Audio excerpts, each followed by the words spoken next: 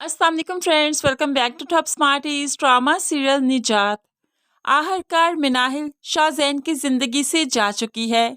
उसने अपना घर भी सेल आउट कर दिया, जिसकी वजह से शाहजैन सड़कों पर आ गया। लेकिन ऐसे में एक दोस्त ने इसका साथ दिया, इसको जॉब भी दी और फिर रहने के लिए जगह भी। अब जगह जैसी भी थी, शाहजैन को मैनेज करना ही पड़ेगी। कभी भी वो फर्श पर सोया नहीं था, आज पहली बार फर्श पर चटाई बिछाकर जो सोया, तो फिर भला नींद कैसे आएगी। सारी रात बस करवटें बदलता रहा और खुद को कोसता ही रहा। ऐसे ही जब सुबह हुई तो वो अपने ऑफिस के लिए निकला ही था कि रास्ते में उसका टकराव फरियाल के बहनोई से हो जाता है, जो उसे बता देता है कि आजकल तो फरियाल के बहुत टैके हैं। वो तो ऑफिस में जॉब कर रही है, काफी ऊंची उड़ान उड़ रही है, और तुम कहाँ जा रहे हो इतने बेहाल होकर। अब तो शाहजैन को बहुत गुस्सा आया। एक तो उसे इतनी बातें सुनाई और दूसरा फरियाल उसके बगैर इतना खुश है। उसने ये कभी सोचा ही नहीं था। उसे लगा था कि फरियाल तो उसकी याद में रो रो कर ही बेहाल हो जाएगी, क्योंकि फरियाल नहीं चाहती कि उसे शाहजैन तलाक दे। इसी वजह से तो वो शाहजैन के साथ रहना चाहती थी। लेकिन अब जो शाहजैन ने सुना कि फरियाल उसके बगैर खुश है, तो ये सोच सोच कर ही वो पागल सा हुआ जाता है। जबकि फरियाल उसके बगैर खुश है ही नहीं। वो तो इब्राहिम साहिब से बार बार कहती है कि शाहजैन को माफ़ कर दें, उसे वापस ले आएं।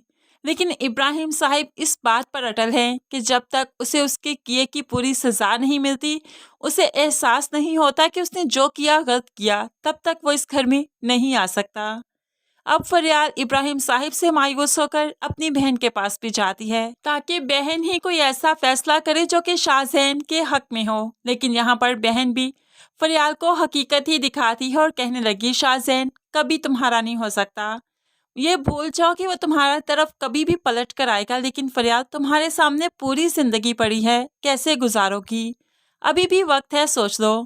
अगले महीने ज़ुहैब दुबई से वापस आ रहा है। तुम्हारे आगे तुम्हारी पूरी जिंदगी पड़ी है, तुम्हारा मुस्तकबिल पड़ा है।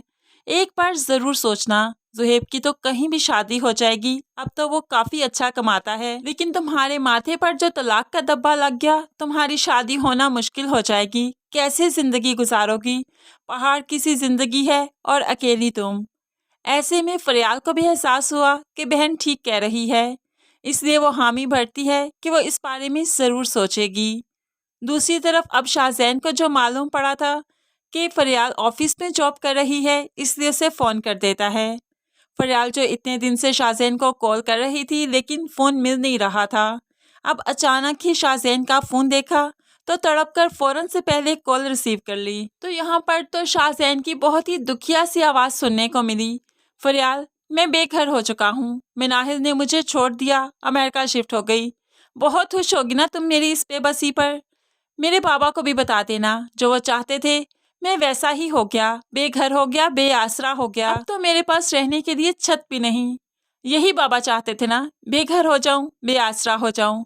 उन्हें बता देना कि उनकी दुआएं रंग ले आई, ताकि वो खुश हो जाए, उन्हें सुकून आ जाए मुझे इस तरह से बेसुकून बेहाल देखकर।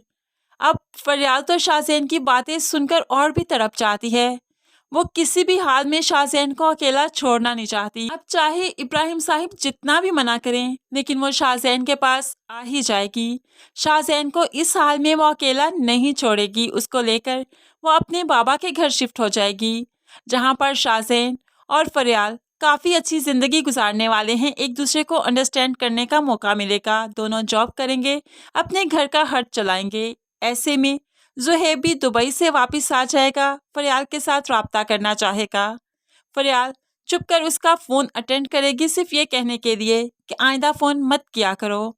लेकिन ऐसे ही ये बातें जो शाहजैन भी सुन लेता है, तो उसके दिल में बदगुमानी भी आ जाएगी। लेकिन फरियाल बहुत जल्द इस बदगुमानी को दूर भी कर देगी, क्योंकि ज़ुहैब उसकी मंजिल नहीं, बल्कि शाहजैन ही उसकी मंजिल है, जो उसने पाली। फरियाल की वजह से ही इब्राहिम साहिब और शाहजैन भी एक हो जाएंगे। इनके दरमियान में हर बदगुमानी ख़त्म हो जाएगी और ये सब मिलकर फिर से एक जगह पर ही रहना स्टार्ट करेंगे।